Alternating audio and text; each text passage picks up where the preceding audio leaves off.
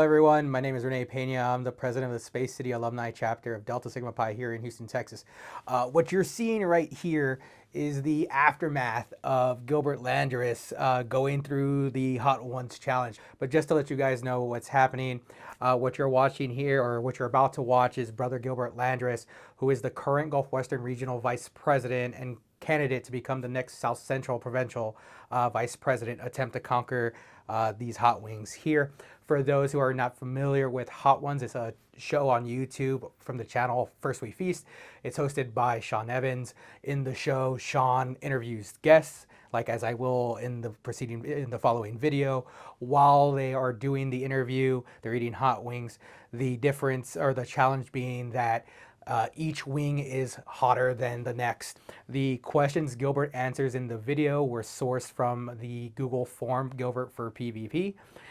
Gilbert saw none of the questions ahead of time because, well, prepared answers, in my opinion, are neither fun or authentic.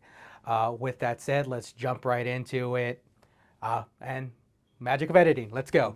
One slight programming note in the show. Sean Evans will eat the wings along with his guest. I, however, will not be. I am disappointed. You can be disappointed. You can be disappointed all you want. Okay. When it comes to spicy food, I like to think I know my limits. My brother over there might call me a coward. It didn't even look It's that bad. it's possible both those things are true. Okay. Okay. It's possible both those things are true. Okay. So with that, way we're going to do this is that while Gilbert's eating the wing, I'll tell the audience a little bit about the wing, the spice level. Then I'll ask Gilbert a question, and we'll just That kind was of spicy? Well, the first one's not No, supposed to spicy. be. So the first one is Hot Ones, the classic. The Scoville unit is 1700. It's actually less hot than a jalapeno, so thank you. it shouldn't have registered. Thank you. But our first question is, it's actually a very common one. Yeah. But I generally think it's one of the most interesting things you can ask a Delta Sig, just because of the wide range of answers possible. So Gilbert, when did your DSP journey begin? What prompted you to pledge, and did it live up to expectations? So, a lot of things happened before I went to college, but I was a transfer student from Houston Community College. I was supposed to go to school up in Minnesota, but then some things happened with my family. It was best I stayed in Houston, went to HCC. I'm transferring to U of H, and I'm talking to one of my best friends, who's a Phi Alpha Delta, which is the pre-law fraternity. He goes, Gilbert, he says, don't worry about those social frats. And I'm like, yeah, I kind of figured it's kind of wasn't my jam, all the things that they were doing. This is not my thing. It was, you should look at a professional fraternity. And I was like, what is a professional fraternity? He's like, it's co-ed. And immediately I thought to myself, well, that's cool. So like, you get the fraternity, Greek culture, along with a co-ed base. You could learn a lot from each other. On top of that, you go into the business world. You're working with men and women, so it just makes perfect sense. So I'm in operations management class. And I'm sure, as many college students have done, you're recruiting, so you walk into the room and you're like talking about Deltasig. And I'm like, it looks pretty cool. So I stayed and I went to all the sessions for like 2 weeks. I went to everything that they had, and I met a lot of people, met a lot of alumni. And this is back when my hair was like 3 feet long, and I didn't own a suit, and all that. It was pretty crazy. And I'm like, you know what? Everyone seems really awesome and genuine. I just want to be able to have some kind of a normal university life, knowing that I'm a commuter student. And so I was like, let's give it a shot.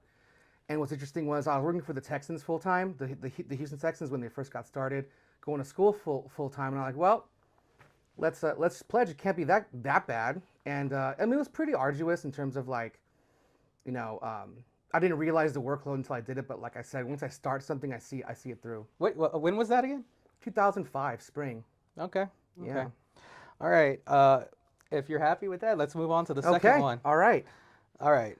The second sauce we're working on here is called the Yellowbird Hot Sauces Bliss and Vinegar. As you can see up there, Scoville unit 6200. This is the one I mentioned earlier that's twice as hot as a jalapeno. How's it tasting now? It ain't hot. It's all Is good. it? How's it taste though? It's very delicious. I like vinegar-based sauces myself. Okay.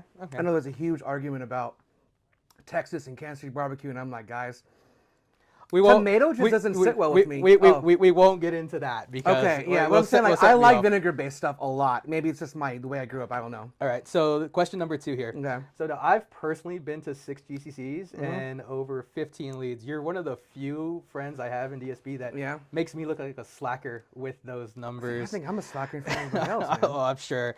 But a few weeks ago, we had our first in-person lead in Austin. It was the first one we've had in 2 years. So I think that by itself will make it pretty memorable for me.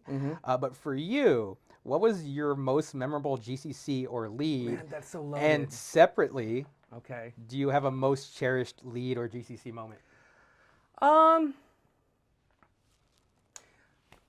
GCC specifically, right? Or lead, whichever one. Your choice. We'll go with the first one. So my favorite GCC, as a lot of people will say, it was my first one. It was 2005 Orlando.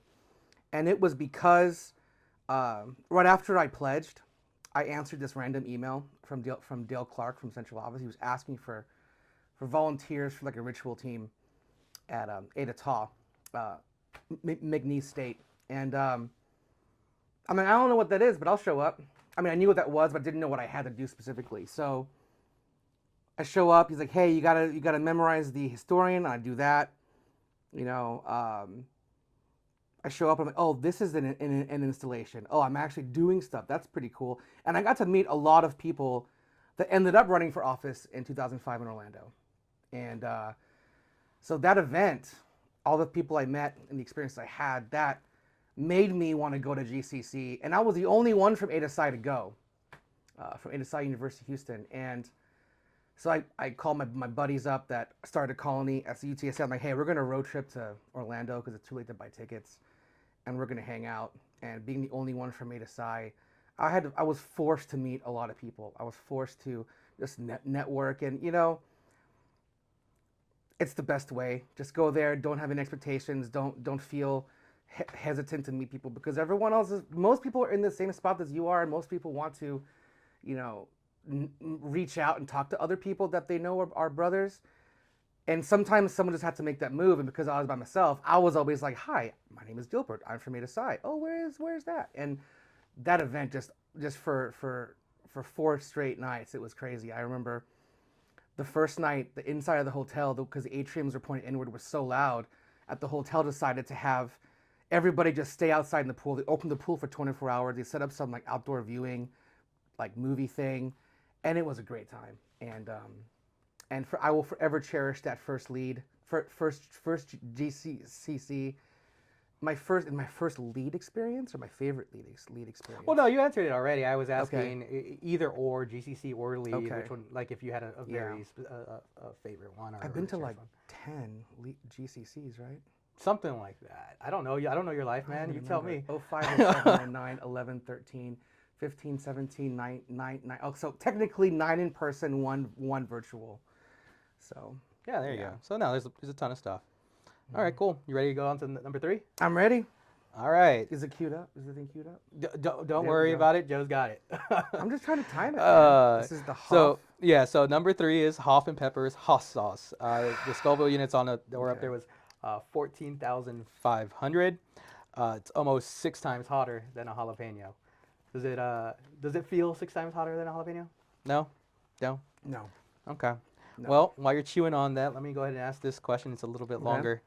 Or at least the setup is. Our last question was about leads and GCCs, so we're going to go ahead and stick to that topic for a moment. This question in particular is in regards to the pricing and financial aspect of those conferences. Do you think the pricing of national conferences is affordable for collegians, and is the value there? And then regardless of whether you think it is or not, do you have any ideas or tips for the collegians or fraternity in general to make them easier to attend? Okay, so first, do you believe... The first part of that question is kind of a huge gap, because for people who have been to other professional conferences, the price compared to a GCC, GCCs will appear more affordable. Now, the second part of the question is it affordable for a collegiate student? It depends on if you have a job or if you are just on scholarship only. I would say that GCCs, the registration prices are probably a third of a normal conference, professional conference. Um, that is the answer to my first part. So I totally get. I mean, my first. So I always had a job, and I was blessed enough to like be able to afford to go when I was in college, because for me it was like I was making $45,000 a year as like a sophomore. So like it wasn't a big deal for me. But that's why I'm always about, you know, helping people out and paying where I can too. If you plan it out correctly, and you get the money from the school, and you really make sure you hit all the sessions to get that $400 reimbursement from the travel fund, and you fundraise as a chapter, I think it's definitely, it can be affordable. It can be affordable, but I totally get it. And tips to how to tips to make it cheaper: room with other people, like get on a regional board, or like a chat board, or someone, even reach out to your RVP or reach out to the central office, like, hey, is anybody looking to room? As far as I understand, there's still like an ongoing list about, they'll try to match people together. But yeah, just make a post on the international page, even say, hey, listen, I'm this kind of person, I want a room with that kind of person, whatever, you know, anybody from a region. Rooming, I say, if you room 3 or 4 per room, you would probably maximize your value. And let's be honest here, you're probably not going to sleep very much anyways. You're going to be running around having a good time.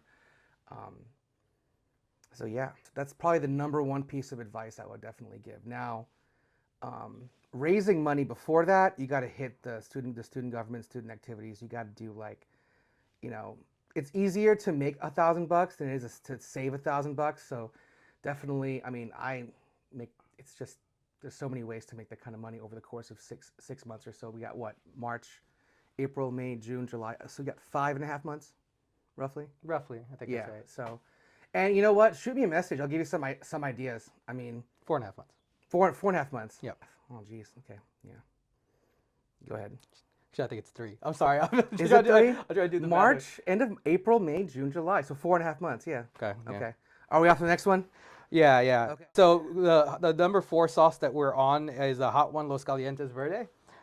Scoville units 36,000. It's over 14 times hotter than a jalapeno.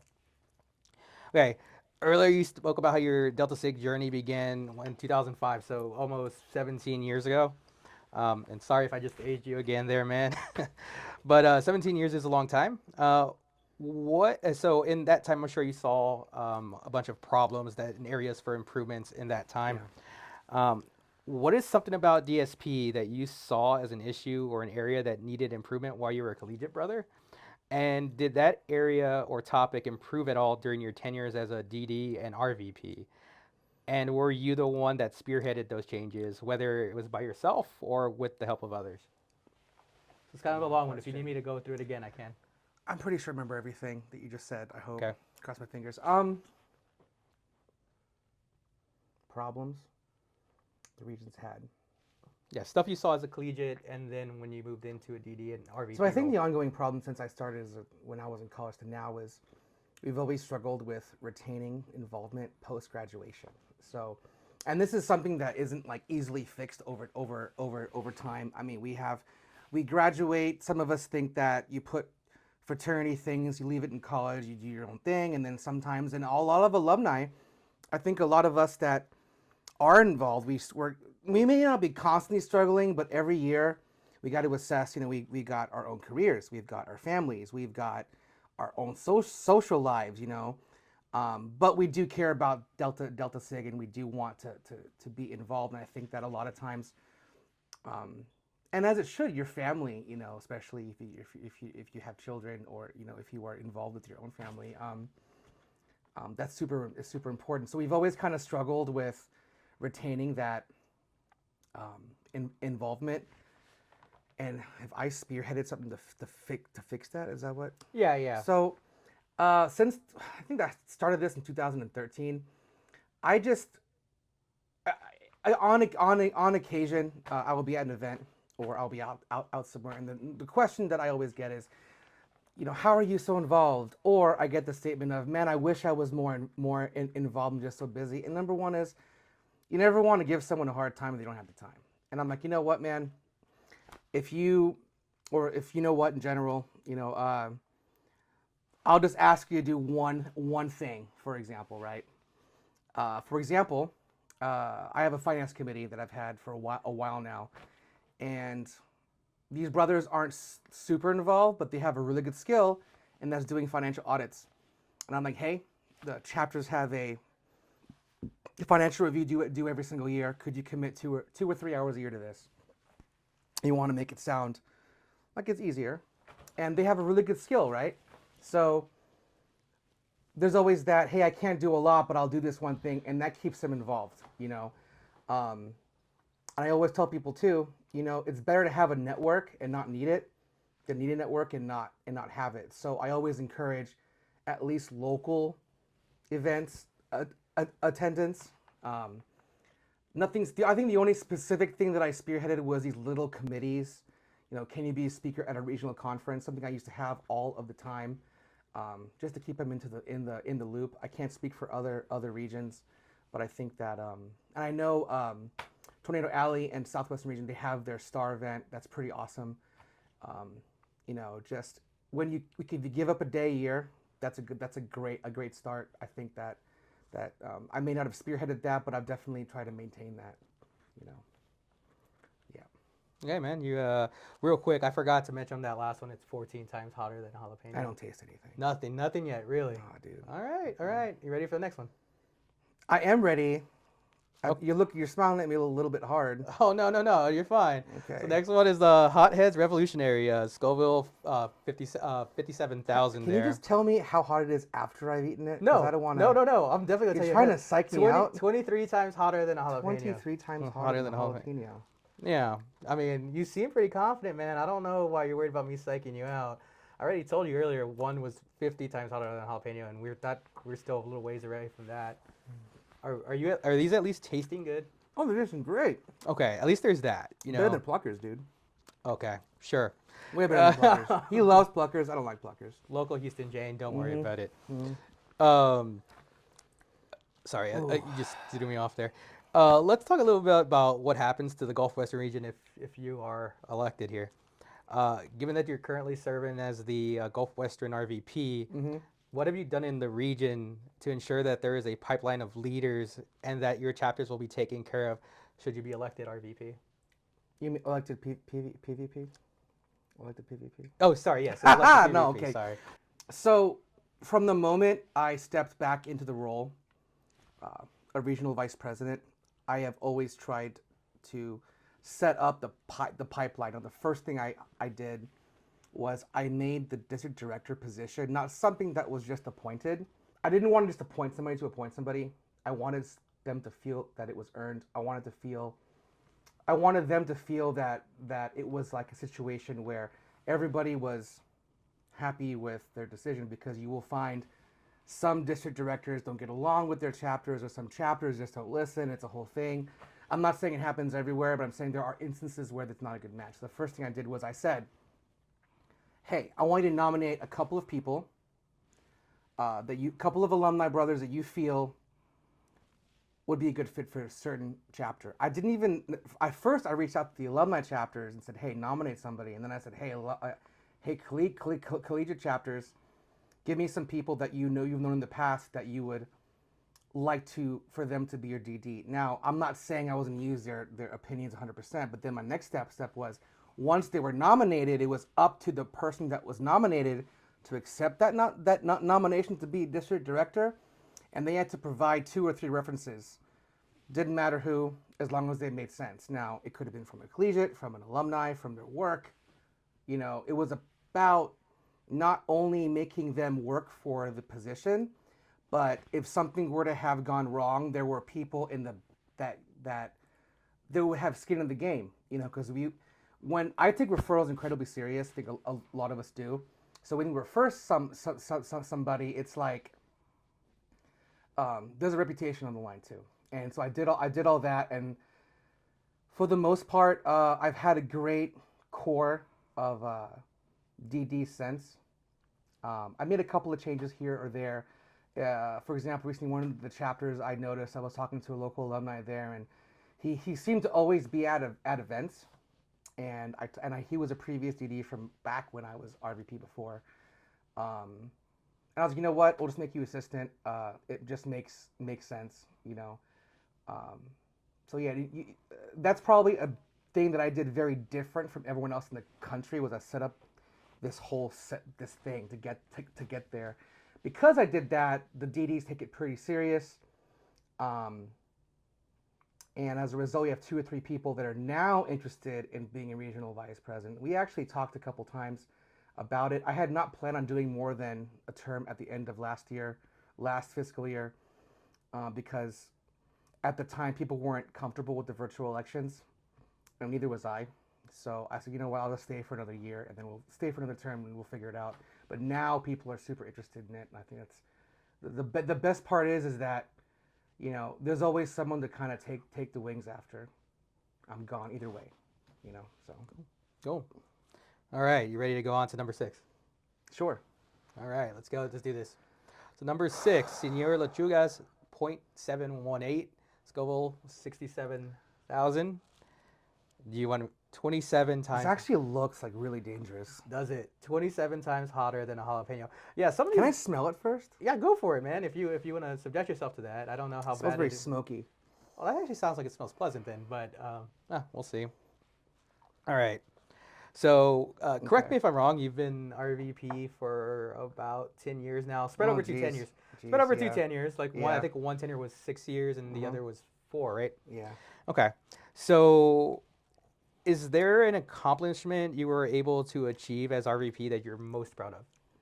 In my which term? Oh, Or just God. in your entire All tenure? right, this is gonna be hot. I just had a little bit. Oh, there we go. I just had a little bit. There we go. This is starting to crank up. All right, that's what I want to hear. But so let me just repeat that one more time while you're chewing on that.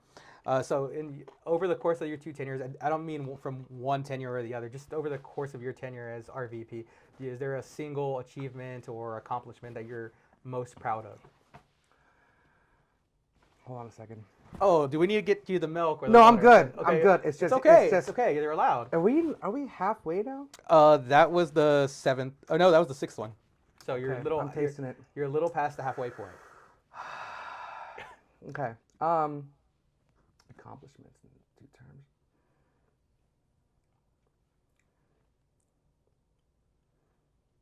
I have more than like personal, like affects the entire region or me Right, personally. just as an RVP. Like, is there anything you did in the region that you're most proud of? Okay.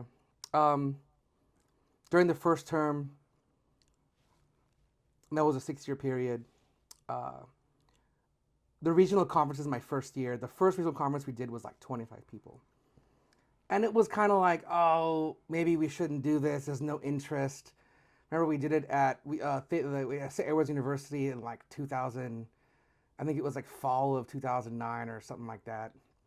And it wasn't very many people. But then by 2015, by the end of 2014, we had like 400 people show up at this regional conference. And it ended up being like $10 a person because we hosted it at a university. And the $10 really just went towards buying a box lunch. That wasn't like the box lunch we had in Austin. It was Quiznos or Subway or something. So it was a little more robust. And but having 400 people show up at that conference was like, oh man, it was actually bigger than like some of the smaller leads I went to. And I was like, oh my gosh. And I was so lucky to have like alumni show up just to help with this one event, you know. We had all these speakers. It was like really great programming. The chapter that hosted it made a ton of money off shirts, you know. So the single biggest accomplishment is actually persisting with having these conferences over a 5-year period that accumulated with this massive 400-person event. It goes to show you just got to keep trucking, man. You just got to keep. If you believe in a goal, you just got to keep at it. You just have to, and that's the single biggest regional accomplishment. Now I will also say that I feel really awesome personally that I've reached a goal. Whenever somebody earns a scholarship, whenever somebody gets that job because of fraternity, because of my referral, whenever someone gets into graduate school because of my referral, that personally makes me feel really, really, really good. So yeah. No, that's pretty awesome, man. I agree. I like that. Like that. All right. Well, then let's go on to number 7. That one, It's the green one, buddy. it's the green one. Oh, I'm talking about this one. Oh, just about in terms of the bottle. Yeah, you see. So What's this it called? it's called Butilia Fire. yeah Chile Laguna de Fuego. Oh, it's in a Botella different Fire. language. Yeah.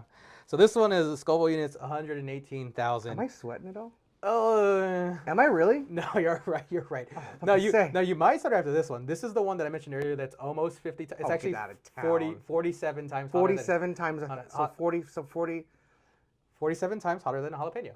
So that's like what 1,000 Scoville. So 40. 100 and what Oh, is it? girl. 108. Did you say I don't care or you get it already? I don't care. Okay, you powered through it, man. All right.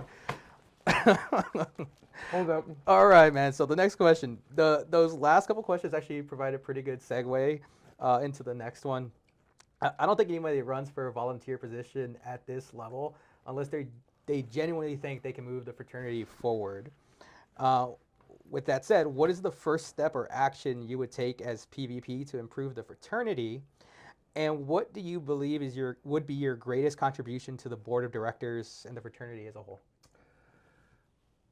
First action I would do is look at the provincial budget and kind of work it to see if we could make chairing a committee or just being involved in an integral part of the province more financially accessible. What I mean by that is it kind of bothers me internally that like the committee chairs work just as hard as RVPs, especially with leads. And I know on a case-by-case basis we do take care of them, but I kind of want this to be like an ongoing thing, like officially. Probably the first thing I would do. Is look at the budget. I'd also leverage the lead fund more. I know we talk about the chapter leadership fund, but try to look at the lead fund more. We're always hosting leads in major cities in our province, and this is twofold, right? This is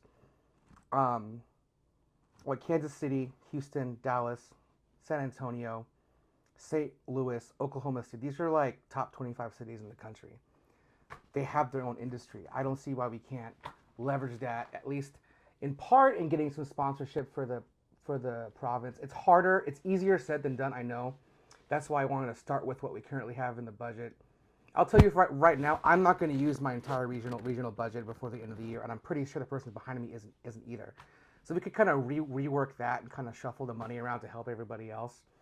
That's in a less advantageous situation, because it also, it's one of the barriers when we talk about on Saturday is like this financial accessibility and staying involved. You got options. You've got obligations, and we have to figure out our options, right? So I think that will be a cool barrier to kind of like take down. And then what was the last part of that question? What do you think your biggest contribution to the board would be? My biggest contribution to the board, I served for 4 years as an at-large position already for a major university, and we've already tackled a lot of the issues that they're trying to like tackle, especially when it comes to DEI, and just general how to approach an issue or a referendum.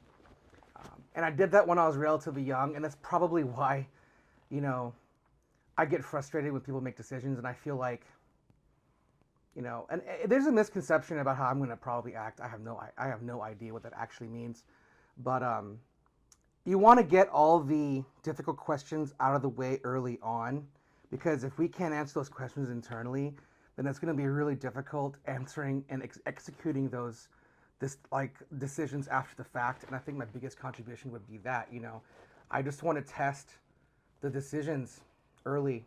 I want to bring what we used to do at a major university to the fraternity. Not to say that one is more important than the other, but the magnitude of one and the things I've learned from that could aid in another. And yes, things are going to be different, but the decisions, the etymology of those decisions could absolutely aid in that, So, and of course, I'm literally a product of globalization, and I'm international, so that might help too. I hope it does. Yeah, of course it would. Okay, so that one stung slightly. Well, you should get ready because the Oh next no, one. I know this one. Okay, I let's know go this to number one. 8. Let's go to number 8. Oh, The so this is bomb. from Kansas City. The bomb beyond insanity. This is Scoville, this is heavy. This 135,600. is heavy. Oh yeah, it's gonna be, I buddy. smelled it earlier. It's 54 times hotter than a jalapeno. This is the one in Oh the no. show that breaks people. Like the other one was almost as hot. The ones that come after this are hotter. But you know what? But no, don't. I'm going to. Okay. I'm going okay. to. Okay. So for people who have never seen this, this is the one that cracks people up the most, or cracks people the most. It's not that it's the hottest. It's a combination of the heat and the taste and the smell. Three That is- dabs. Why did you do that to yourself, buddy? Because I hate myself. Okay. No, I don't hate myself. Okay. Well. Oh yeah. All right. Rub that in there. All right. So while you're doing that, I actually, while we were sitting here on camera, I decided to swap out a question for one that we got while we were sitting here. So I'm gonna go ahead and ask you that question. Because I think go ahead, go for it. Because I'm gonna. So it's a question I think that every chapter faces. Every chapter has a problem with it, whether they're big, whether they're small, whether they're a new chapter or an old chapter. That was a mistake that I did. Oh, I bet it was. So do you want me to grab your milk? No, I'm not. I'm good. Okay. 2 more. Okay. So the question is, how do you plan on helping chapters that are struggling with brother retention and recruitment? So it's important to know. Oh, that was terrible. It's important to know that the PvP position is more policy and procedure forward. Oh man. Oh man. Oh man. Oh God. You sure you don't want the? I don't want it. Okay. I don't want it yet. Oh. Okay. It's important to know that the PvP is more policy, procedure, administrative forward, where the RVP positions are focused more towards the chapters. Lord didn't drink anything at the very end. I swear I will not. Go. Who are you trying to prove yourself to? Me. Okay. So, as each region is different, I will talk to the RVPs of each regions to talk about their specific issues. Sometimes the chapter is just too isolated. Sometimes the chapter is in the city and faces competing events, right? So I will probably drill down for those issues. And then, what's an example of a problem that a chapter... For example, I have a chapter that's really far south and really far isolated. I will definitely have... In the past, I've made it a point to come visit more often. I've made it a point to create events closer to where they're at. And I hope that if we do end up doing more regional conferences, that'll solve a lot of problems. I will also help, at least on my side of things, create programs and procedures to assist with that. I know we have a CMP policy about, the word isn't penalizing chapters for being too small, but for the more, that's what the perception is, right? I'm feeling better now. Okay, I think good. it's burned through. It was here, and now it's here. Oh, I don't feel like that's So I'm not much sure better, if I'm but- having a cardiac event, but it's definitely moved away from my mouth Well, into my stomach. we have plenty of witnesses here that saw that you did that to yourself. I did, because I'm crazy. No, honestly, the other ones didn't seem too hot, and I was like, Yeah. screw this. Bah. Okay. Which, the last dab, I'm not sure. We'll see. We'll see. Okay. We'll see. Oh, it's so hot. Are you? It's so hot. Tell me when you're ready. So yeah, each region is going to have different issues. It's hard to like holistically give a general answer, but I will definitely look at every chapter with the RVPs, and we'll come to some kind of action plan. Is what I'll promise. Now, sometimes it's just the way things are perceived. You could fix the perception, things will go a distance, And now my nose is running. Oh no. Oh, yo. Okay, go on Go on to the next one. to the next one. Okay, so number 9, the Hellfire Hot Sauce. Oh no. 699,000 Oh, Scoville no. units. Almost 280 times hotter than a jalapeno. Okay, so I don't know how you expected me to do this with you. I wouldn't have been able to read you these questions That's if we were okay. doing it. Not all of us could be strong. It's okay. You're right. I'm okay with that. I am perfectly okay with that. So, you've had two separate tenures as Gulf Western Regional Vice President, so Yeah. I'm sure you've had plenty of experience overcoming challenges at the regional level. Mm-hmm. But what do you think the most challenging aspect of what do you think is going to be the most challenging aspect of the PVP position, and what are your plans to overcome these challenges?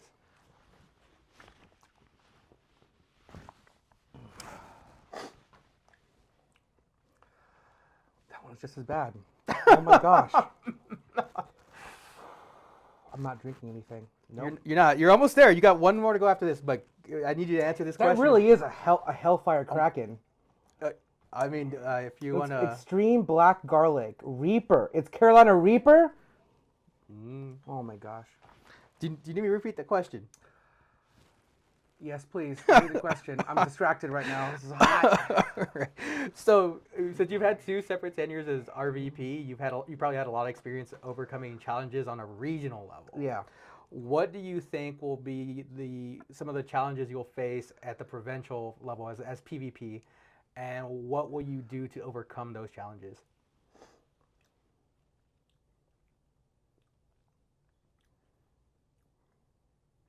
The biggest challenge is always going to be finding someone or a couple of people that are going to be ready to run for and be elected to the position after I moved out. I think it's important to know that, part of leadership and part of being in the position that I'm in right now and that I hope to be in at the end of the weekend is finding that person or those people. Now, you will always have people that are super enthusiastic. You'll always have people that appear like, oh man, my nose is going. That are going to always appear. Careful like, around your eyes. Thank you. That are always going to appear like they're ready for it, but you're not really going to be ready until you are tested, like really tested. I personally think that, one of my failures as RVP was not being able to find that replacement at the end of the last term. Now, I give myself a mulligan because it was virtual. No one wanted to do it. But this time, I think that my current team, all the regional vice presidents I currently have, I think by next year or even 2025, like, they still want to be in it. Like, they are all capable people. But it's finding if not, do they believe they're capable, and are they willing to like put forth the time? It could be them. It could be committee chair. It could be someone who used to be a RVP that wants to come back and do something. That's probably going to be my first challenge. My second challenge is going to be making sure that alumni are interested in staying involved, and that the collegians coming out are interested in staying involved, which goes back to the barriers of being involved, right? Like today I posted a endorsement from my boss, Francisco Carvalho, and people are like, why'd you do that? It's like, well, a lot of times, we're alumni, we have jobs, our jobs are going to dictate how we spend our money and spend our time. So it was important that I let them know. It's like, hey, my job's got buy-in. They are interested in, and encouraging my involvement. I think we need to talk more about that part. It's pretty rare too. It's weird, especially if you're going on if you're only given 2 weeks of vacation, right? And you've got to figure out, well, do I want to go to league? Do I want to do this? Do I want to do that? You've got 2 weeks of vacation. If you're a recent grad, you're probably only making about 40, 45 a year starting, which sounds like a lot, but then it ends up not really being. So you're committing to a lead that's like $500. You're probably having the same problems as the collegians are having, but you got a job. So like, it's one of those things. So finding a way to retain the talent and the time that the collegians are graduating into the alumni pool and getting alumni back involved again. I spent a lot of time being on both sides of this, and I even just took a step back in 15 and stuff, and that'll be the biggest challenges, because we can't be a province without the alumni and the collegians that are putting forth the time and effort into all this. collegians specifically. They're the future. So, Okay. hope I answered that right. No. I'm trying to not think about the spiciness. Oh, I could see, I could see, I could see it in your I'm eyes. like drifting away. I can see it in your eyes, Yeah. man. But hey, you're powering through. You're powering through. In fact, we're on to the last one, Gilbert. We're on the last And one. we're on the last one, and I'm going to give you the same option that they give on the show. For those of you who have never seen it before, the last sauce is called the Last Dab Apollo. The reason why it's called the Last Dab is because it's tradition to put a little extra sauce on that last wing. Kind of like how he did 2 wings ago when he wasn't I'll supposed to. tell you what, I thought the but- bomb was going to be the worst one.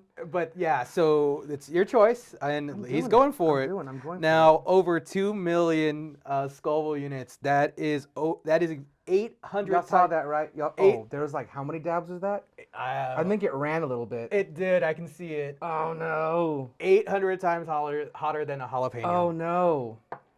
Okay. Hold Okay. on. I'm prepared myself. So, would you want me to read the question to you first, or do you want to eat it first? Like, which I want to let you choose here. You know what? Can we look at the chat and let's let them. This is word democracy. Let's let people No. decide. Should I do it first? No, because it's too far away and I can't read. I guess. No, I will look up my phone. Say eat it first. Okay, who else said it? Okay, we had one person go for eat it first. Eat it first. Do it first. Do it. Eat it. I think we're seeing the same Eat thing. it. Okay. I don't think you got. There's not that many people on there, dude. You're good. Let's Chris. go. All right. Let's go. All right. Let's see this here. Hold on here. Oh my gosh. Oh You're just my delaying gosh. the inevitable. I am. I'm buying. I mean, I'm buying time. I know that you're buying time. I'm buying time But, because that- I'm scared. No, I I'm mean, not scared. Your milk is right there. I'm not scared. I'm gonna rub it in real nice. Okay. Rub it in. Oh, okay. Just get brave now. Hey, man, look, you're better. There's ghost pepper and reaper in here. There has to be. Look, man, you're braver than I am. I haven't eaten a single wing here. You're doing this on your own. Like, you got this. you're gonna hype yourself up. You hype yourself out or psych yourself out. I'm fine. Just go for I'm it, eating man. This. I'm eating Go, this. go. Look at that. Look at that. I would steal the line from Paul Rudd. Who would have thought? And he says, "Not me." Actually, I did think this would happen. So, look at you. Got this, man. Did you chew the bone? Okay. It's cultural, right? It's cultural. It's the cartilage. It's the cartilage. All right. The final question for you here. All right. Earlier you said what your first step as PvP would be. But do you have a 30, 60, 90-day plan ready to go if you're elected? You don't have to give us your whole playbook, but can you at least give us an idea of what it looks like? Do you have any specific goals? I do, because it's a special election. We're in an interim session, and I don't have the luxury of like having that special first meeting and having everything set up. First 30 days, look at the situation for every region, assess the problems and the strengths and weaknesses of every region, and see what we need to do. 60 days out would be end of term. Making sure that we're in a good position.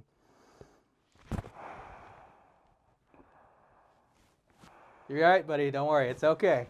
Making sure that we're in a good position for awards.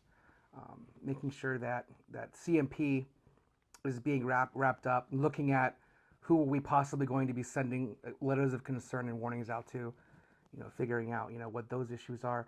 And while all that 30-60 thing is happening, you really just get caught up on policy and procedure and Robert's Rules of Order on the board side. Look at what's going on. I think there isn't an official meeting from when I was told at the last meeting that there isn't a next meeting until GCC. So I won't even have a chance to even sit as a board member representing the South Central Province till July.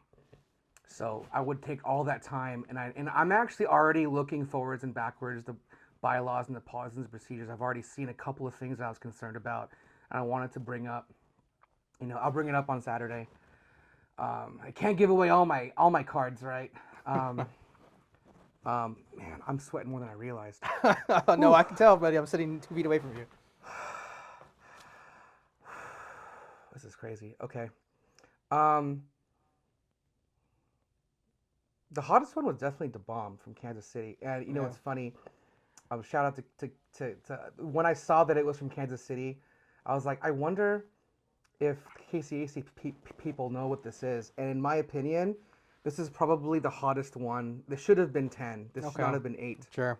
This should have been 10. Okay. Well, So I will buy some the next time I go up there, which I think is going to be well, next Gilbert. year. Yeah. Okay. Well, for Gilbert, you have conquered the wings of death like a champion, sir. Congratulations. Thank you. There's nothing left for me to do There are here. no more questions? There's no more questions, at least not officially. Can we field questions from like... we can, but let's wrap this Okay. up for this Okay. part, and then we'll go into the next. Okay, So, very so cool. you've conquered the wings of death like a champion. There's nothing left for us to do here for you to roll out the red carpet for you. So this camera, that camera, and that's it. There's just 2 cameras.